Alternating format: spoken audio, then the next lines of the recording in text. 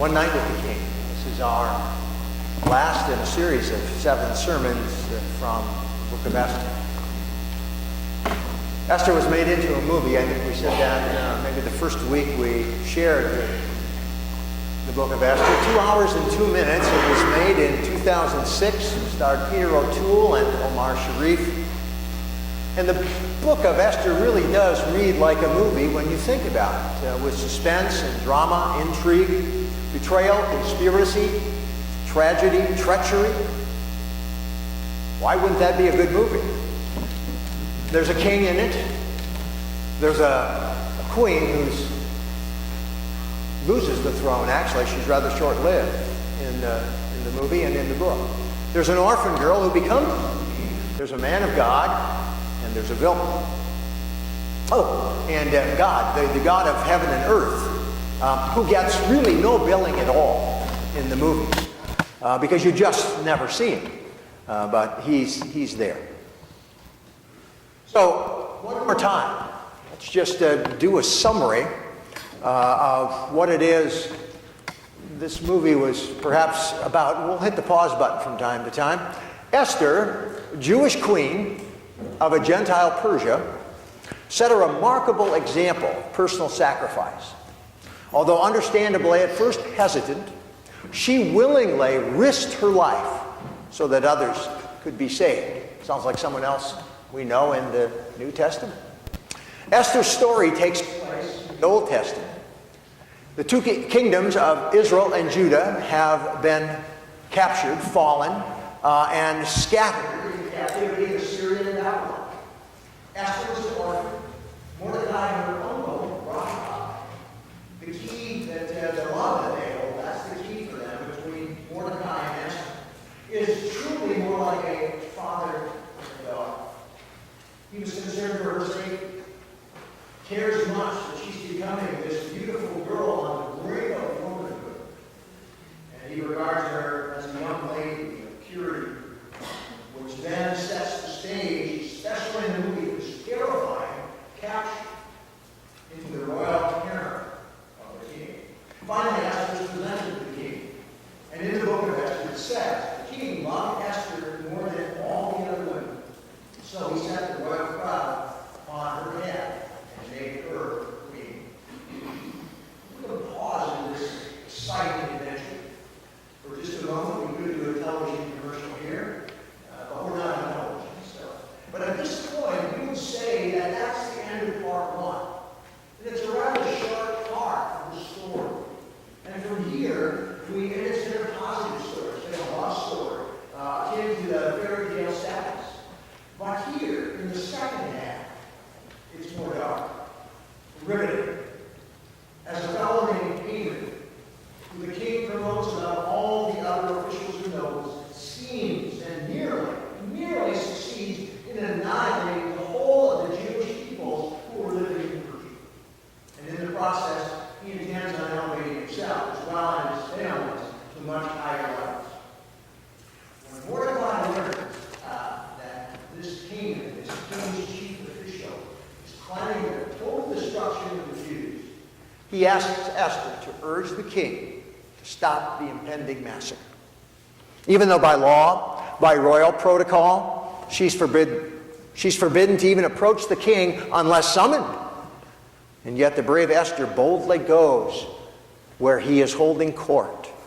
And the tension just increases as she enters the court of King Xerxes, uninvited, under peril of certain death, to save her people, with every bit as emotionally charged the scene as the famous chariot race of Ben-Hur. Well, maybe not, but it really was in history, not necessarily in the movie, but we'll stop there. Except to say that Esther is a stunning role model, and that Mordecai is a tribute to what the strength of a parent, a father, and an honest worker of God is all about. So as we reflect back, and that's what I wanted to do and just take a few moments doing as we look back at the characters, hitting the pause button and just focusing on some lessons from 3 of the characters. And we could say, as we do that, let's you and I take a stand as these three characters did. First one is Vashti. As I said, wasn't long-lived in the movie at all. But what struck me and what's so stunning is the way she took a moral stand. Listen to chapter 1, 3 and 4, and then 10 and 12. In the 3rd year of his reign, the king Xerxes gave a banquet for all his officials and ministers. The army of Persia and Media, and the nobles and the governors of the provinces were present, while he displayed a great wealth of his kingdom and splendor and pomp of his majesty for many days, 180 days in all. On the 7th day, when the king was merry with wine, he commanded, and he names them, his 7 eunuchs or servants who attended him, to bring Queen Vashti before the king, wearing the royal crown, in order to show the people and the officials her beauty, for she was fair to behold. But Queen Vashti refused to come at the king's command, conveyed by the eunuchs. At this the king was enraged, and his anger burned within him. Vashti took a moral stand. She had no leading role. But this morning, in our hearts and minds, I believe we make a great case for her courage. For not what she did, but what she didn't. King says do a command performance. Put on the crown, it cost $1 gazillion. Show off, she was fair to behold. Posed for thousands of drunken men, wearing a crown and probably nothing else. And Queen Vashti would not cross the line. As I thought about it, I thought, what an example for young people. Then I thought, if young people are going to have an example, they're going to take it from those of us who are not young people anymore, but rather parents, teachers, mentors, coaches, grandparents, teachers in the Sunday school, elders, deacons. And then I thought, how many times? I think it's more than we care to imagine. But think about it this coming week. Just think about it tomorrow, just one day. How many times during the day you have a choice of either taking or not taking a moral stand about something or other? For Vashti, it took courage. For us, it takes courage. It isn't easy. In a relationship you find yourself in, holding your ground is not always easy in the midst of some of the conversations and interactions we have with other people. Make a renewed commitment. And for us, know where Vashti got that from, the courage she had. I know where we do. It's through our God, the God of heaven and earth, through his Son Jesus, and by the power of the Spirit that lives in us to take that moral stand. Renew your commitment. It's not too late. It's never too late. We don't have to please others all the time to make a difference. In fact, oftentimes the pleasing of others hurts us. So, don't fool yourself. Be like Vashti. Take a stand, a moral stand. Live God's way, and let our young people see that in each of us. Second is Mordecai. Mordecai took a spiritual stand that still fascinates me as much as any question I have raised in the book. Chapter 3, verses 1 through 4. After these things, King Ahasuerus, which is Xerxes, promoted Haman, the son of Hammedatha the Agagite, and advanced him and set his seat above all the officials who were with him. And all the king's servants who were at the king's gate bowed down and gave obeisance. They honored, they worshipped Haman, for the king had so commanded concerning him. But Mordecai did not bow down or do obeisance. He didn't obey. He didn't bow. Then the king's servants who were at the king's gate said to Mordecai, "Why do you disobey the king's command?" When they spoke to him day after day and he would not listen to them, they told Haman in order to see whether Mordecai's words would avail. For he had told them, Mordecai did, that he was a Jew. Mordecai took a spiritual stand. Lord, why didn't you bow? I wonder, I'd like to, if there's one question to ask you, and there'd be so many, what I would ask is, if you knew that you're not bowing down would put in jeopardy the entire race of Jews in Persia, come on, wouldn't you have just given a little courtesy anyway? What is wrong then? You know, realizing how Mordecai felt, realizing when he read the decree, the edict of what it was that was going to happen. Within a year, death to every woman, man, child, and beach. But you know what? I know in my heart of hearts what the answer was. He didn't bow then. In retrospect, he wouldn't bow now. Because he worshiped the one true God. He knew who he believed in. He surrendered his life to God. We don't worship anyone else. Any and every time we give in, any and every time we don't take a spiritual stand, we're giving in. We're letting further go of God and drawing closer to the other options.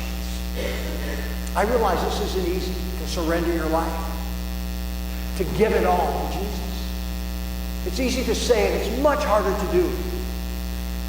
I mean, what did it take for you this morning to come to church? I mean, it's 9:30. It's not early worship. It's also not, 11 o'clock, which would be maybe more convenient for some. But you're here. We rejoice in that. All of us together. It's a spiritual journey. It's food for the journey that God gives us right here. Hopefully it's the great way to start the first day of the week. To investigate. Now, some people have been here longer than others, but some still aren't ready, as they say, to sign on the dotted line. And I understand that. To be a Christian takes incredible courage. To take the moral stand Vashti did, and now to take a spiritual stand. No, thanks. I can't do that. I won't do that. God has called me. I am his people. I'm his child. I love Jesus. I use him as my example, even though I fall short hundreds of times. And that's hard to do. That's why it's hard to be a Christian too, to know that we fall short. Me sinful. I might make a few mistakes, but I'm not as bad as so-and-so. You can't do that. You can't feel that way when you're a Christian. We fall short of the glory of God, every one of us. That's why he sent his son. That's why it's grace. That's why it's free. That's why there's nothing we can do. Only God can. And that's why we follow him. And we're called to tell others about it, to tell our story. We all have a story to tell. That's the spiritual stand that Mordecai took. I believe it's the spiritual stand. If Mordecai were here today giving his testimony, he would encourage us to do the same. When we are out of control, and I hate that, and I believe that God puts me there more often all the time because he knows that it's then I will let go of all of the stuff I've done that holds me back and rely on him. Trust God. That's what Mordecai did when he took a spiritual stand. I encourage you, I invite you, each of us together to help us, to help each other, to believe, to hold the faith, and to do the work God is calling us to do. Vashti, moral stand. Mordecai, a spiritual stand. And we'd be remiss without talking about Esther taking a position of stand. In chapter 4, verses 8, 14, and 16. Mordecai also gave his servant a copy of the written decree issued in Susa for their destruction, that he might show it to Esther, explain it to her, and charge her to go to the king to make supplication to him and entreat him for her people. Verse 14. For if you keep silence, Mordecai says to Esther, at such a time as this, relief and deliverance will rise for the Jews from another quarter. But you and your father's family will perish. Who knows? Perhaps you have come to royal dignity for just such a time as this. And then verse 16, go, Esther says, after she gets the message from Mordecai. Gather all the Jews to be found in Susa. Hold the fast on my behalf. And I'm sure prayer was involved, even though it's not mentioned. And neither eat nor drink for 3 days, night or day. I and my maids will also fast and do the same as you do. And after that, I will go to the king, though it is against the law. And if I perish, I perish. Esther took a positional stand. God put her in a position to make a difference. Is that cool or what? Is that exciting? That is so powerful. She could have died doing what she was attempting to do. Esther reminds me that not just Esther, but each and every one of us, God has given a place for each. He's positioned us where we can make a difference in someone else's life. And we have. There's no question in my mind. And you're modest, and that's good. But I bet the stories you have of some of those changes and experiences are great. At Brian's funeral yesterday, I probably shared in the 2 weeks I knew him. And I must tell you, I got to know him pretty well. He changed me. God used him to change me. Know this. And I was reminded of this last week by a person from this church community. She said it directly to me, but I'll say it to you collectively, to all of us. Sometimes we work so hard, or we get so frustrated, or so busy, that we major in the minors and don't realize that we make a difference. We make a difference in the lives of others, with family, with neighbors, school, classmates, workplace, shop. God gives us a place. A certain place. And you know what?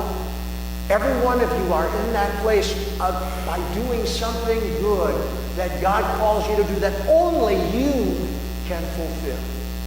God created you on purpose, for a purpose.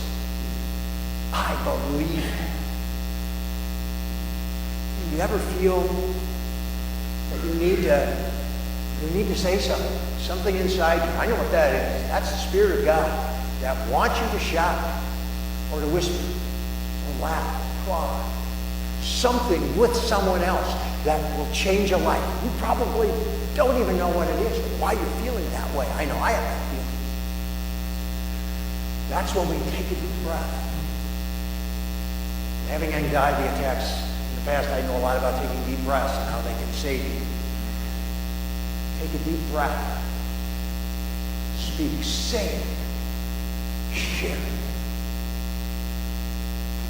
Take a look.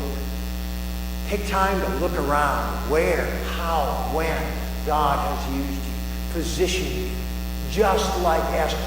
Not just like, but in a similar way. It takes energy. It takes time. It takes timing. All kinds of things. Let God worry about that. Just do His will. Just let go. Don't be afraid. Fear not.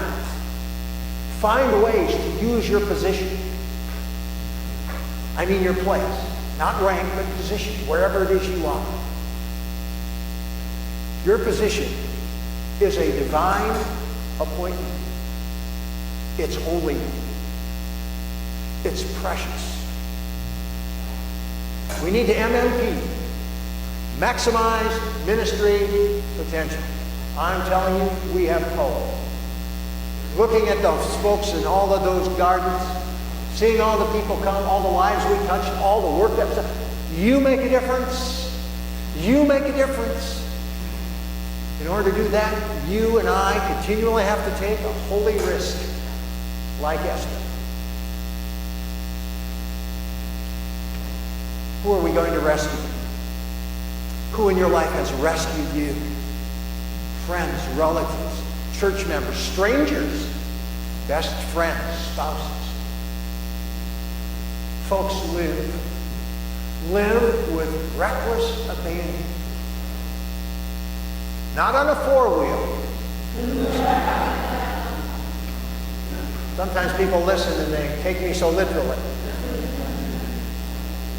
Live with God abandoned.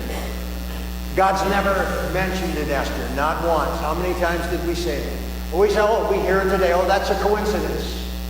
That's just a coincidence. Tell them this. A coincidence is simply a time when God has chosen to act anonymously, just as he did in Esther. Like Esther, there are times in your life and mine, I'm sure, where God, maybe, to us, is invisible. Not seen. But I also know that God is invincible. Look what God did in Esther. Look what God did for his people, the Jewish nation, all through history, and he's still doing it one way or another. Some of the things we may like, some we may not. God is there. God touches our life in every sense. Don't listen. Pay attention. Care. Believe. Be patient.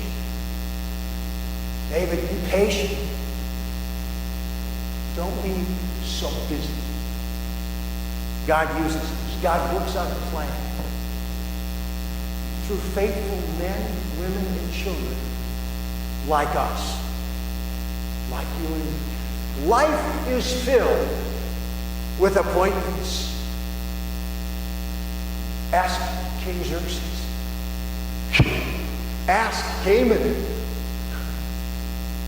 Ask Mordecai. Ask Esther. Amen? Amen.